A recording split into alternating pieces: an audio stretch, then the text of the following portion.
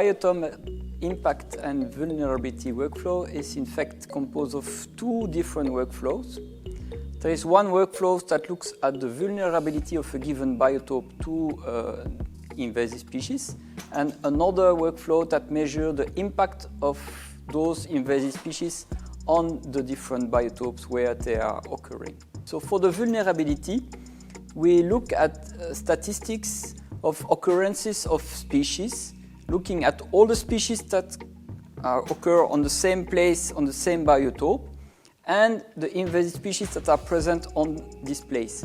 So if you have a ratio of invasive versus non-invasive species that is high, it means that this biotope is particularly vulnerable to the invasive species because it can host a large number of invasive species on a given biotope.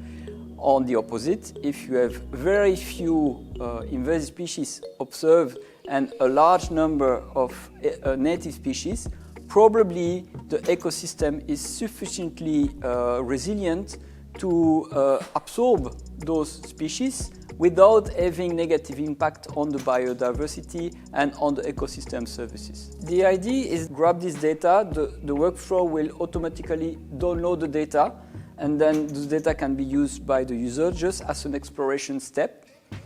If they want to go deeper in the analysis, then they need to curate the data sets and bring their own data sets and do the test for themselves.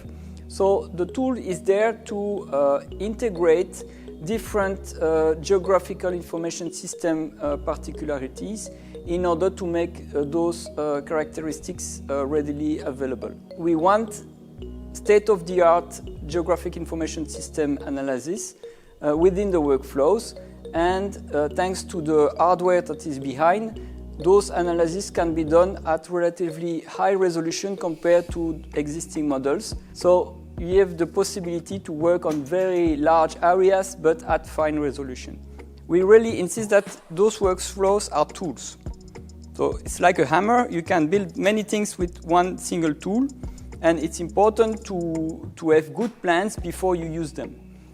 So the data that will be put inside the model will define how good the results can be interpreted. I try to talk with the IT professionals and with the ecologists. I'm a bioengineer, so I'm in between those two worlds and trying to understand what are their needs in terms of relevance for biodiversity on the side of the ecologist, and on the other side, what kind of input and output, what types of variables, what type of format they need so that the code could run. So I try to communicate also on the other side to make sure that what we did in the informatic implementation of the workflow really made sense in terms of ecology.